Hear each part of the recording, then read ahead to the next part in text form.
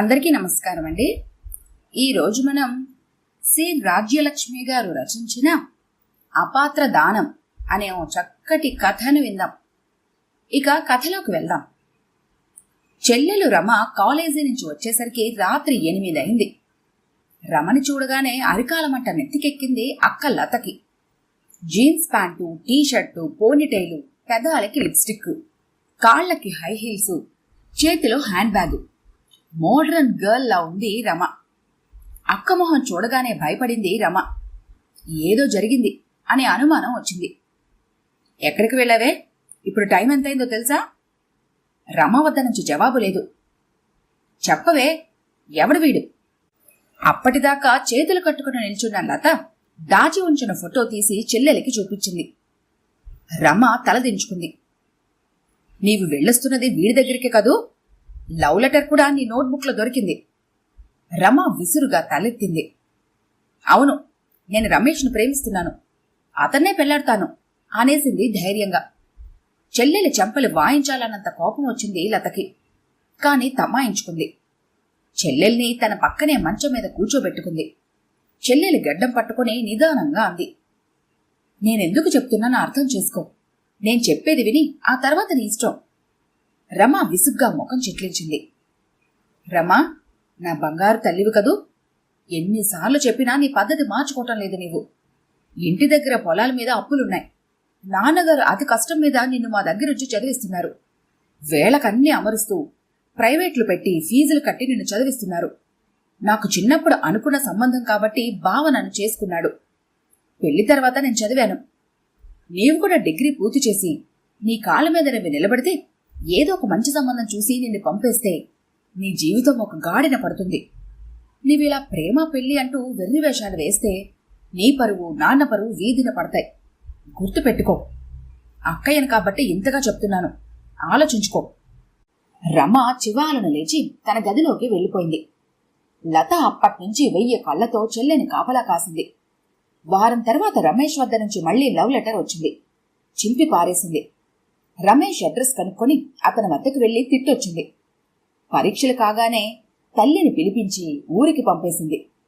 రమ తల్లి లతకి సవతి తల్లి. లతంటే పడదు. తన కూతురు ఏ సినిమా యాక్టరో అనుకుంటుంది ఆమె. రమేష్ సంగతి విన్న తర్వాత కూతుర్ని వెనకేసుకుని లతనే తిట్టింది ఆ మహాతల్లి. నా పిల్ల అందగత కాబట్టి రమేష్ దాని వెంట పడ్డాడు. కారు డబ్బు ఉన్నవాడు దీనికి మొగుడైతే నీకు కడుపు మంట? వాడు రమ ప్రేమించుకున్నారు. రేపో మాపు పెళ్లి చేస్తాను కూడా, తెలిసిందా? నీ హద్దుల్లో నీవు పడుండు అంటూ చీవాట్లు వేసింది. ఆ రాత్రి శేఖర్ ఒడిలో తలదాచుకుని ఏడ్చింది లత. నా చెల్లెలి మంచి కోరి నేను చెప్తుంటే ఎవ్వరూ వినిపించుకోరే? రమేష్ వ్యసనపరుడు. రమకి తెలియదు. పెళ్లికి ముందే అది కాలు జారితే దాని సంగతి ఏం కావాలి? శేఖర్ మౌనం వహించాడు. నెల రోజుల తర్వాత లతా తమ్ముడు శ్రీనివాస్ హఠాత్తుగా వచ్చాడు. అక్క, అర్జెంటుగా 1000 రూపాయలు కావాలి. దేనికిరా? ఆశ్చర్యపోయింది లత. శ్రీనివాస్ అదే ఊళ్ళో హాస్టల్లో డిగ్రీ చదువు 6 ఏళ్ల నుంచి చదువుతున్నాడు. తండ్రి పంపే డబ్బు చాలక మళ్లీ అప్పులు చేస్తూ ఉంటాడు. నా ఫ్రెండ్కి సీరియస్గా ఉంది, అర్జెంటుగా మందులు కొనాలి. 1000 రూపాయలు ఇస్తే గానీ ఆపరేషన్ జరగదు. అందరం తలా కొంచెం సాయం చేస్తున్నాము, కానీ సరిపోదు. 1000 రూపాయలు ఇస్తే ఒక నిండు ప్రాణం నిలబడుతుందక్కా. ఊరికినే అడగడం లేదక్కా, అప్పుగానే అడుగుతున్నాను. తమ్ముడి మాటలకి జాలితో కరిగిపోయింది లత. పెళ్లి రోజు చీర కోసం దాచుకున్న 1000 రూపాయలు బీర్వాలోంచి తీసి ఇచ్చింది. వారం రోజుల తర్వాత శ్రీనివాసు అరెస్టై జైల్లో ఉన్నాడని తెలిసి భర్తతో పరుగున వెళ్ళింది. నా తమ్ముని దేనికోసం జైల్లో పెట్టారు చెప్పండి, వాడేం తప్పు చేశాడని రోదిస్తూ అడిగింది లత. పట్ట పగలు పబ్లిక్ పార్క్లో పరాయి ఆడదానితో ప్రేమ కలాపాలు సాగిస్తుంటే ఊరుకుంటారా? ఆమె భర్త వచ్చి కంప్లైంట్ ఇచ్చాడు. తీసుకొచ్చి బొక్కలో తోసేశాం. కిళ్ళి నములుతూ చెప్పాడు కానిస్టేబుల్. భర్తనడిగి తమ్ముణ్ణి విడిపించి హాస్టల్లో దిగబెట్టి వచ్చారు. తమ్ముడి గురించి ఆరాలు తీసింది లత. విషయాలన్నీ ఒక్కొక్కటి తెలుసుకుని నిర్ఘాంతపోయింది ఆమె. శ్రీనివాస్ ఒక పెళ్లైన స్త్రీతో సంబంధం పెట్టుకున్నాడు. ఆమె వీడికన్నా పెద్ద. ఆమె వీడిని ప్రేమిస్తున్నట్లు నటిస్తూ వీడి డబ్బులన్నీ కాజేస్తుంది. ఆ రోజు అక్కతో అబద్ధమాడి తీసుకెళ్లిన 1000 రూపాయలు ఆమెకు పుట్టినరోజు చీర కొనిచ్చి జైలు పాలయ్యడం శ్రీనివాస్. భర్త శేఖర్ని తమ్ముడికి హితబోధ చేయమని వేడుకుంది. తమ్ముడి మొండితనం గ్రహించి లాభం లేదని అర్చనని కలుసుకుంది. అర్చనతో మాట్లాడింది లత. చూడండి అర్చన గారు, మా తమ్ముడు చదువుకునే కుర్రాడు, వృద్ధిలోకి రావాల్సినవాడు, మీకన్నా చిన్నవాడు. పెళ్లి కాకుండానే వాడిలా చెడుతిరుగులు తిరిగితే వాడి భవిష్యత్తు ఏం కావాలి? వాణ్ణి వదిలిపెట్టండి, మీకిది ధర్మం కాదు. వాడి గురించి తెలిస్తే నాన్నకి గుండెపోటు వస్తుంది. దయచేసి వాడిని మీ ఇంటికి రానివ్వకుండా పంపేయండి. మీ కాళ్లు పట్టుకుంటాను. మా తమ్ముడిని రక్షించండి, ఏడుస్తూ అర్థించింది లత. అర్చన విలాసంగా నవ్వింది. నీ తమ్ముడిని నీ చెప్పు చేతుల్లో పెట్టుకోవడం నీ బాధ్యత. వాడు నా ఇంటి చుట్టూ కుక్కలా తిరిగి కాపలా కాసి బానిసలా పడుంటే ఆ తప్పు నాది కాదు కదా. నా అందానిది, నా యవ్వనానిది. వయసులో ఉన్నప్పుడే జీవితాన్ని అనుభవించాలి. దీపం ఉండగానే ఇల్లు చెక్కదిద్దుకోవాలి. నీ దారిన నువ్వు వెళ్ళు, నా దారికి అడ్డు రాకు. లత కోపంతో వణికిపోయింది. ఛీ, నువ్వు ఒక మనిషివేనా? నీదే ఒక జన్మేనా? నీతో మాట్లాడటం నాదే బుద్ధి తక్కువ. ఛీ అంటూ అక్కడి నుంచి లేచి ఇంటికొచ్చేసింది. భర్త శేఖర్ రాగానే అన్నీ చెప్పింది. అనవసరంగా అక్కడికి ఎందుకు వెళ్ళావు? అదే నాతో చెప్పకుండా. నాకు తెలిస్తే నేను పంపేవాణ్ణి కాను. అనునయంగా భార్య తల నిమిరాడు. నేను చేసింది తప్పంటారా? తప్పు అననుగాని అనవసరము అంటాను. నీ తమ్ముడి బాధ్యత నీది కాదు, నీ తల్లిదండ్రులది. అతన్ని హాస్టల్లో పడేయగానే చేతులు దులిపేసుకున్నారు. ఏనాడైనా వచ్చి అతని మంచి చెడ్డలు విచారించారా? డిగ్రీ చదువు 3 ఏళ్లైతే 6 ఏళ్ల నుంచి చదివిస్తున్నారు. చేతి నిండా డబ్బు, పాడు స్నేహాలు అలవాటై జైలు పాలయ్యాడంటే ఆ తప్పు మీ తమ్ముడిది కాదు, మీ తల్లిదండ్రులది. ఈ విషయం వెంటనే మీ నాన్నకి తెలియజేయి. ఆ తర్వాత సంగతి వాళ్ళు చూసుకుంటారు. తనకు మారని ధర్మం మంచిది కాదు. లత ఆలోచిస్తూ ఆ రాత్రి నిద్రపోలేదు. శ్రీనివాస్ మర్నాడు సుడిగాలిలా వచ్చాడు. అక్క మీద నిప్పులు తొక్కిన కోతిలా ఎగిరాడు. నా అర్చనను ఎందుకు అవమానించావు? లత మౌనం వహించింది. నా ప్రేయసిని, హృదయ రాణిని తిడతావా? పెళ్లైన స్త్రీతో నీకు ప్రేమేంట్రా? అర్చన నన్ను గాఢంగా ప్రేమిస్తోంది. నా కోసం ఏదైనా చేస్తుంది. నా కోసం భర్తని వదిలి రావడానికి సిద్ధంగా ఉంది. ఈ డిగ్రీ పూర్తి కాగానే, జాబ్ రాగానే అర్చనని పెళ్లి చేసుకుంటాను. పువ్వుల్లో పెట్టుకొని చూస్తాను. అప్పటిదాకా మళ్ళీ అర్చన జోలికి గాని, నా జోలికి గాని వచ్చారో మర్యాద దక్కదు, జాగ్రత్త అనేసి వెళ్ళిపోయాడు. అక్కడే ఉన్న భర్తతో, వీడి గురించి నాన్నతో చెప్పాల్సిందే. ఇప్పటిదాకా వ్యవహారం ఎంతదాకా వచ్చిందని తెలీదు. వీడు చెప్తుంది తప్పు అని కూడా వీడికి తెలియటం లేదు. వీడి భవిష్యత్తు తలుచుకుంటే భయం వేస్తోంది. ఈ రోజు దానికోసం 1000 రూపాయల కోసం నాతో అబద్ధమాడినవాడు రేపు దొంగతనం మాత్రం చేయడని గ్యారంటీ ఏమిటి? ఆవేదనగా అంది. శేఖర్ నవ్వాడు వేదాంతిలా. నీవేం చేయగలవు? ఏం చేస్తావు? నీ మాటలు వాళ్ళు వింటారా? నీ పిచ్చిగాని అనవసరమైన విషయాల్లో తలదూర్చి నీ టైం వృధా చేయకు. నీవిలా బాధపడుతూ కూర్చుంటే నాకెలా ఉంటుందో చెప్పు. కాలమే వారిని మారుస్తుంది. వారం తర్వాత తెలిసింది. శ్రీనివాస్ హాస్టల్ మెట్లు దిగి కాలు జారి పడ్డాడని, ఫ్రాక్చర్ అయిందని, హాస్పిటల్లో చేర్చారని తల్లి తండ్రి చెల్లికి టెలిగ్రామ్ ఇచ్చారు. అందరూ ఏడుస్తూ వచ్చేశారు. అర్చన ఒకరోజు హాస్పిటల్కి వచ్చింది. ఫ్రూట్స్, స్వీట్స్ తెచ్చింది. ఆ సమయంలో అతని వద్ద ఎవరూ లేరు. ఆమెను చూసి కన్నీళ్లు పెట్టుకున్నాడు శ్రీనివాస్. కాలి నొప్పి కూడా మర్చిపోయాడు. నేనంటే ఇంకా నీకు ప్రేమ తగ్గలేదా? ఆమె చేతులు పట్టుకున్నాడు. చచా, ఆడపిల్లలా కన్నీలేమిటి? శ్రీనివాస్ చెంపలు కొంగుతో తుడుస్తూ అంది. అతని మెడలో మెరుస్తున్న బంగారు గొలుసు ఆమెని ఆకర్షించింది. ఈ గొలుసెక్కడిది? యథాలాపంగా అడిగింది. నాదే, అమ్మ తెచ్చి మెడలో వేసింది. పులిగోరు తగిలితే రోగాలు త్వరగా నయమవుతాయంట కదా, అమాయకంగా అన్నాడు శ్రీనివాస్. అలాగా, చాలా బాగుంది. ఒకసారి మా కంసాలకి చూపిస్తాను. ఇదే మోడలు నేను చేయించుకుంటాను. గోముగా అడిగింది అతని ఛాతి మీద తలవాల్చి. శ్రీనివాస్కి ప్రేమ మైకంలో ఆ గొలుసు తీసి ఆమె మెడలో వేశాడు. సంతృప్తిగా వచ్చిన పని పూర్తయిన ఆమె అక్కడి నుంచి చల్లగా జారుకుంది. టిఫిన్ క్యారియర్ని పట్టుకొనొచ్చిన అక్కతో గర్వంగా చెప్పాడు శ్రీనివాస్. అక్క, అర్చనకి నా మీద ఎంత ప్రేమో తెలుసా? నా కాలు నయం కాగానే నాకు జాబ్ రాకపోయినా నన్ను పెళ్లాడుతానంది. నన్ను ఎంత గాఢంగా ప్రేమిస్తుందో నా ప్రేమదేవత, తన్మయంగా అన్నాడు. లత అతన్ని చూసి నిట్టూర్చింది. తమ్ముడు పరిస్థితికి జాలిపడింది. అయినా ప్రేమతో 3 నెలలు సేవలు చేసింది. డిశ్చార్జ్ చేసి ఇంటికొచ్చారు. రమకి పెళ్లి సంబంధాల వేటలో పడ్డారు తల్లిదండ్రులు. తమ్ముణ్ణి కూర్చోబెట్టుకుని హితబోధ చేసింది. అతను విన్నా వినకపోయినా చెప్పడం తన ధర్మం అనుకుంది. వినకపోతే వాడి కర్మం అనుకుంది. సీను, ఇన్నాళ్ళు ఇన్నెళ్ళు బాధ్యతారహితంగా తిరిగావు. ఇకనైనా నీ బుద్ధి మార్చుకో. మన ఊరికెళ్ళు. నాన్న పొలాలు చూసుకో. నాన్న చేసిన అప్పులన్నీ తీర్చుకోవడం కోసం ఎంత చిన్న ఉద్యోగమైనా సరే చేరుకో. రమ పెళ్లి బాధ్యత నీదేనన్న సంగతి గుర్తుంచుకో. శ్రీనివాస్ నవ్వాడు. రమ పెళ్లిదాకా నేనెందుకు ఆగాలి? నాకిప్పుడు 25 ఏళ్ళు. మైనారిటీ తీరిన వాణ్ణి. పొలాలు నాన్న సొంతం కాదు. అందులో నాకు వాటా ఉంది. నా వాటా నాకు రాసిచ్చేమంటాను. నా అర్చనతో కలిసి స్వర్గసుఖాలు అనుభవిస్తాను. లత తెల్లబోయింది. ఏమిట్రా ఇది? కాలు విరిగినా నీకు బుద్ధి రాలేదా? అర్చన నీ బంగారు గొలుసు మింగినా నీకు తెలివిలేదు. ఆస్తినంతా కాజేసి నీతో అవసరం తీరాక నిన్ను గెంటి వేస్తుందన్న నిజం నీకింకా బుర్రకెక్కడం లేదా? అంది. శ్రీనివాస్ ఆ రాత్రే అర్చన ఇంటికి మకాం మార్చాడు. తండ్రికి టెలిగ్రామ్ ఇచ్చి పిలిపించింది. తల్లి తండ్రి వెళ్లి బ్రతిమాలినా రానని అవమానించి పంపేశాడు. ఏడుస్తూ ఇల్లు చేరిన సవతి తల్లి తన ఉక్రోషమంతా లత మీద వెళ్లగ్రక్కింది. అసలు దీనికంతటికీ కారణం నీవే. నా కొడుక్కి చెడుబుద్ధులు నేర్పి వాడి పెడమార్గాన పోతుంటే చూసి సంతోషిస్తున్నావు. నా ఉసురు నీకు తగులుతుంది. అన్యాయంగా తన మీద అబ్బండాలు వేస్తున్న సవతి తల్లిని చూసి నోరు విప్పలేదు లత. ఆ రాత్రి లతకి శేఖర్కి ఘర్షణ జరిగింది.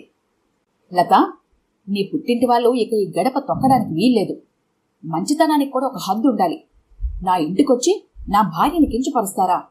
చాకరీ అంతా చేయించుకొని మాటలంటారా? అసలు వీళ్ళు మనుషులేనా, రాక్షసులా? వాళ్ళ అన్ని తప్పులు చేసినా ఇంకా వారిని సమర్థిస్తున్నావంటే అది నీ తెలివి తక్కువతనం.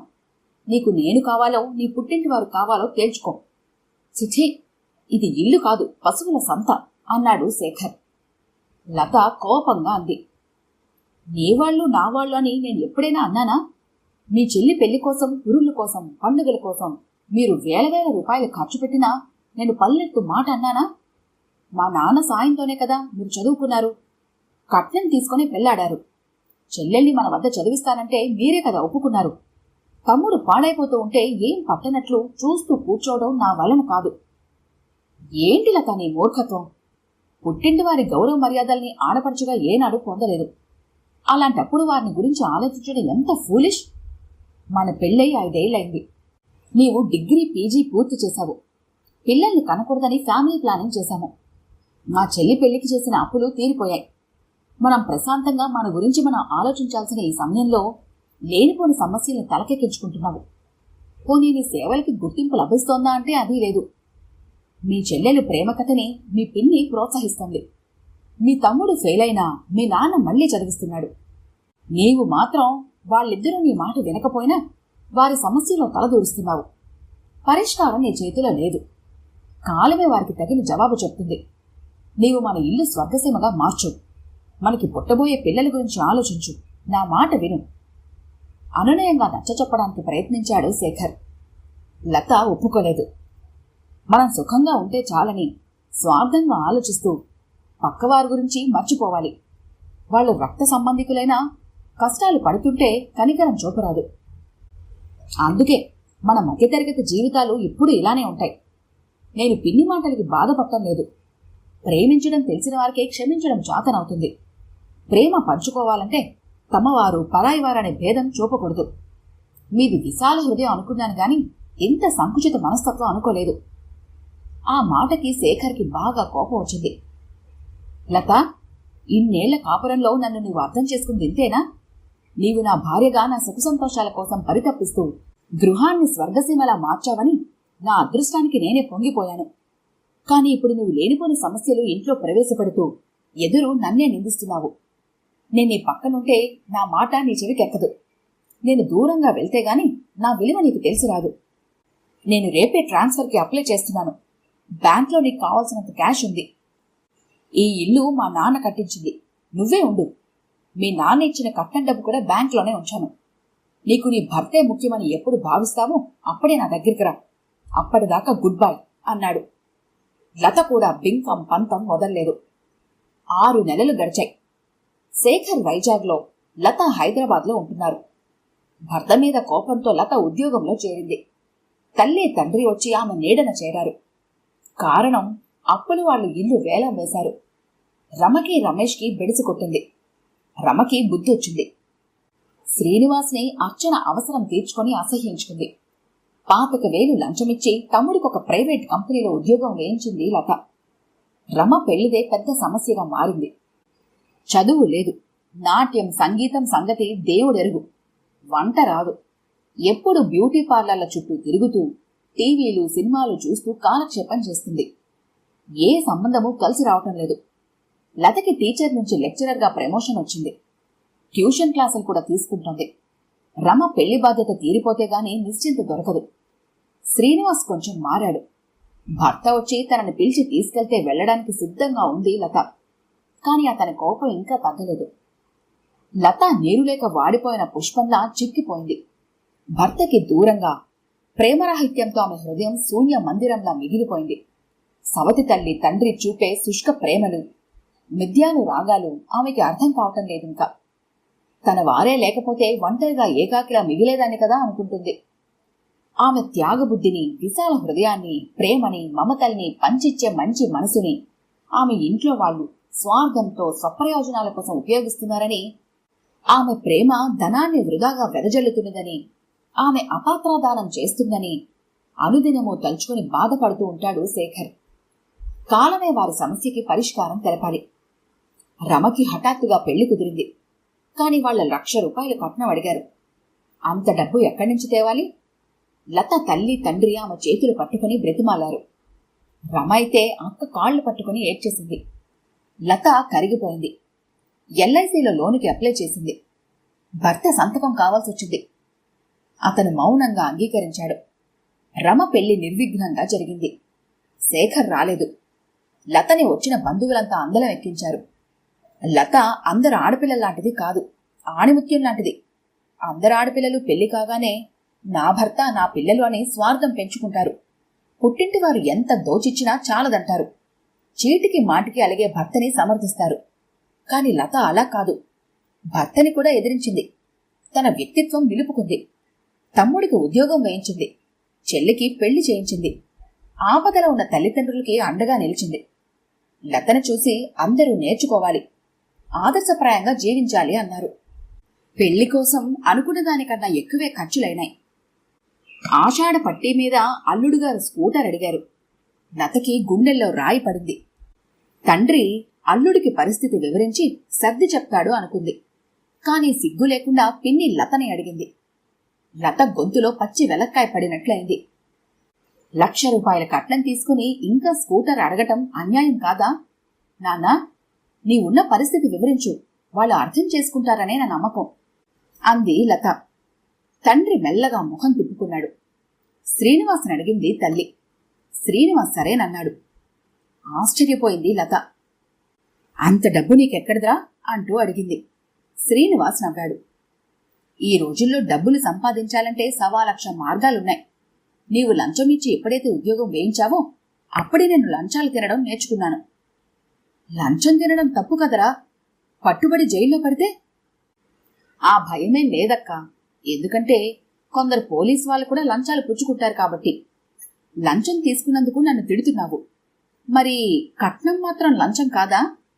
ఈ రోజుల్లో కేవలం డబ్బు దండిగా ఉంటేనే గౌరవిస్తారు. అక్క, నీవింకా పాతకాలం దానివి. కేవలం చిన్న మాట పట్టింపు కోసం బావగారితో విరోధం తెచ్చుకున్నావు. అర్చన లాంటి వాళ్ళు ఉంటున్న ఈ సమాజంలో నీలాంటి వాళ్ళు చాలా అరుదక్కా. నీలాగా మడికట్టుకుని కూర్చోవడం నా వల్ల కాదు. ఇంటిల్లపాది ఆ రోజు నుంచి శ్రీనివాసు నెత్తిన పెట్టుకుని పూజించడం మొదలుపెట్టారు. లత మనసు కల్లోలిత సాగరమే అయ్యింది. ₹1,00,000 కట్నం కోసం తాను ఎన్ని అవస్థలు పడింది ఆ విషయం ఇప్పుడు అందరూ మర్చిపోయారు. స్కూటర్ కొనిచ్చిన తమ్ముడు గొప్పవాడయ్యాడు. ఓ స్త్రీగా స్వతంత్రించి నిర్ణయాలు తీసుకున్నా అందరూ చివరకు పురుషుడికే పట్టం కడతారా? వంశోద్ధారకుడని, వంశగౌరవం నిలిపాడని తమ్ముడికి పొగడ్తలు. పెళ్లి చేసుకుని ఇల్లు చూసుకొని చల్లగా కాలం గడిపేదాన్ని ఈ ఊగులో ఎలా ఇరుక్కుపోయాను? విధవరాలైన కూతుర్ని చూస్తూ కంటతడి పెడతారు కన్నవాళ్లు. కాని భర్తతో విభేదించి ఒక్కతే జీవిస్తుంటే హర్షించరు. రమ అత్తవారి గురించి, అల్లుడి అంతస్తు గురించి ఎంత చెప్పినా వారికి తనివి తీరదు. తన భర్త గురించి తలుచుకోవడానికి కూడా ఇష్టపడరు. నేను తప్పు చేశానా అన్న భావన మొట్టమొదటిసారిగా ఆమె మదిలో మెదిలింది. శేఖర్ తనని ఎంత ప్రేమించాడు, ఎంత అర్థించాడు, జరగబోయే పరిణామాలన్నీ ఎలా ఊహించాడు. తన ప్రేమ తెలిసి రావాలనే తనకి దూరమైనాడు. అతని మనసులో తనకింకా స్థానం ఉందా, లేక వియోగ బాధ భరించలేక, అవమానాన్ని సహించలేక రెండో పెళ్లి చేసుకున్నాడా? ఆ ఆలోచన రాగానే పెనుగాలి వస్తే ఊగిపోయే లతలాగా వణికిపోయింది ఆమె. నో, అలా జరగడానికి వీల్లేదు అంటూ గట్టిగా అరిచింది భయంతో. ఈ ఇంట్లో అందరికీ అన్నీ ఉన్నాయి, తనే సర్వం నష్టపోయింది. జీవితంలో తిరిగి రాలేని వసంతకాలాన్ని పోగొట్టుకుంది. నిండు యవ్వనాన్ని, పండు వెన్నెల్లాంటి జీవితాన్ని అప్పుల పాలు చేసింది. తన ప్రేమని, తన భర్తని త్యాగం చేసి తల్లిని, చెల్లిని ఉద్ధరిస్తే చివరికి తనకు మిగిలిందేమిటి? బాధ తీవ్రమై అప్పటిదాకా గడ్డకట్టిన కన్నీళ్లు కరిగి ప్రవహించసాగాయి. మర్నాడు భర్త దగ్గరికి బయలుదేరింది లత. గదిలోకి అడుగుపెడుతుంటే కాళ్ళు గజగజ వణికాయి. లత, నువ్వా? ఇన్నాళ్ళకి దయ కలిగిందా దేవిగారికి? నన్ను క్షమించండి అంటూ లతలా అతన్ని పెనవేసుకుంది లత. ఇక తన భార్య ఎప్పటికీ తప్పు చేయదని, అపాత్రాదానం చేయటం ఎంత నేరమో తెలిసొచ్చిందనుకుంటూ ఆమెని అల్లుకుపోయాడు శేఖర్. ఈ కథ కనుక మీకు నచ్చినట్లయితే లైక్ చేయండి, షేర్ చేయండి. మరిన్ని ఇంట్రెస్టింగ్ కథల కోసం మా ఛానల్ని తప్పకుండా సబ్స్క్రైబ్ చేసుకోండి.